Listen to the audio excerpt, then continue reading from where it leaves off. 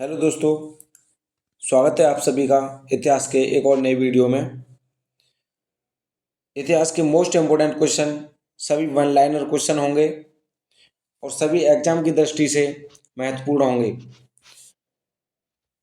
Complete इतिहास पढ़ने के लिए हमारे चैनल को सब्सक्राइब कर लें और अपने दोस्तों के साथ शेयर कर दें। समय ना गंवाते हुए क्लास शुरू करते हैं। आपका पहला प्रश्न है, पैगंबर मोहम्मद साहब के कहाँ को खाना होने के दिन से हिजरी संवत की शुरुआत हुई है? तो ये इसका सही उत्तर होगा मक्का से मदीना। आपका अगला प्रश्न है, भारत का प्रथम मुस्लिम सुल्तान कौन था? इसका सही उत्तर होगा कुतुबुद्दीन ऐबक। आपका अगला प्रश्न है, सैंधव स्थल चंदहुदड़ो और कोटदजी किस नदी के तट पर स्थित है? इसका सही उत्तर होगा सिंधु नदी के तट पर। आपका अगला प्रश्न है, ऋग्वेद में किस यज्ञ का वर्णन सर्वाधिक बार आया है? इसका सही उत्तर होगा सोम यज्ञ का। आपका अगला प्रश्न है, जैन धर्म का महत्वपूर्ण ग्रंथ जो संस्कृत में लिखा गया है कौन सा है? इसका सही उत्तर होगा कल्पसूत्र। आपका अगला प्रश्न है, कश्मीर के मार्तंड मंदिर का विनाश किसने किया था? इसका सही उत्तर होगा सिकंदर शाह, जो इसका नाम बुत सिकन के नाम से भी जानते थे। आपका अगला प्रश्न है, 1570 ईस्वी तक लगभग सभी राजपूत राज्यों ने अकबर की अधीनता स्वीकार कर ली थी, परंतु किसी एकमात्र राज्य ने उसकी अधीनता नहीं मानी। वह कौन सा राज्य था? वह मेवाड़ था। आपका अगला प्रश्न है, मुगल साम्राज्य के सम्राट के बाद सर्वोच्च न्यायाधिकारी का होता था, वह क्या होता था? इसका सही उत्तर होगा काजी उल कुजात। आपका अगला प्रश्न है,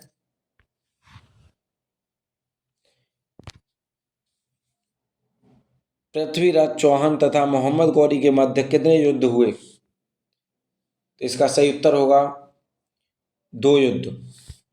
आपका अगला प्रश्न है, दिल्ली सल्तनत की एकमात्र सुल्तान रजिया इल्तुतमिया की पुत्री थी, वह किसके पश्चात दिल्ली की सुल्तान बनी?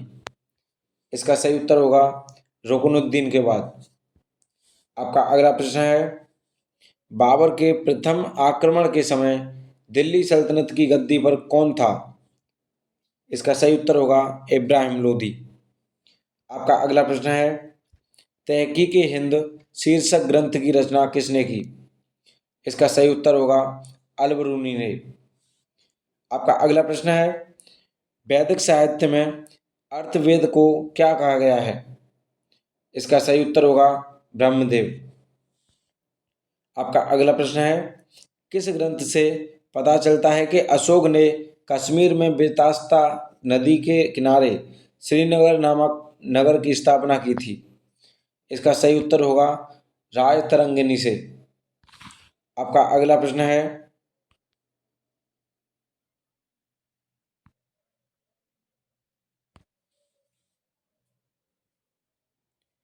दिल्ली सल्तनत ने किस सुल्तान ने सैनिकों को भूवेतन भूराजस्व के रूप में देने की प्रथा शुरू की थी? इसका सही उत्तर होगा फिरोज तुगलक ने। आपका अगला प्रश्न है, तारीख ए फिरोज शाही की रचना किसने की? इसका सही उत्तर है जियाउद्दीन बरनी ने। आपका अगला प्रश्न है, कैप्टन हॉकिंस और सर थॉमस ने किस मुगल शासन के संबंध में विस्तृत चर्चा की? इसका सही उत्तर होगा जहांगीर के संबंध में। आपका अगला प्रश्न है, सिंधु घाटी सभ्यता कहाँ तक विस्तृत थी? इसका सही उत्तर होगा पंजाब, राजस्थान, गुजरात, उत्तर प्रदेश, हरियाणा, सिंध और बलूचिस्तान तक।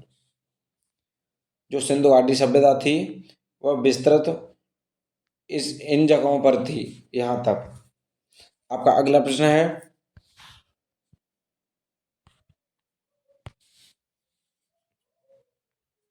हड़प्पा सभ्यता के लोग समाज के प्रमुखतः किन 4 वर्गों में विभक्त थे?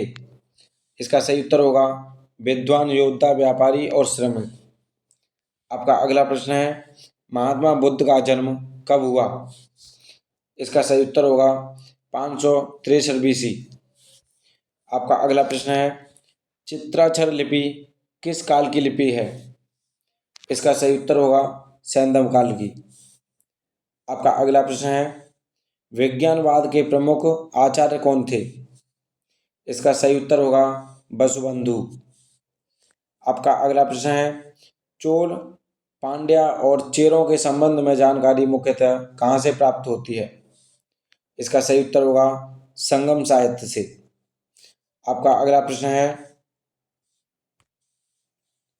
महरौली अभिलेख से किस सम्राट के विषय में जानकारी मुख्यतः कहाँ से प्राप्त होती है? इसका सही उत्तर होगा चंद्रगुप्त द्वितीय के बारे में। आपका अगला प्रश्न है भारत के प्रथम राष्ट्रीय शासक के रूप में जाने जाते हैं वह कौन है? वह चंद्रगुप्त मौर्य। इसका सही उत्तर होगा चंद्रगुप्त मौर्य। आपका अगला प्रश्न है शंकराचार्य ने किस सिद्धांत का प्रतिपादन किया?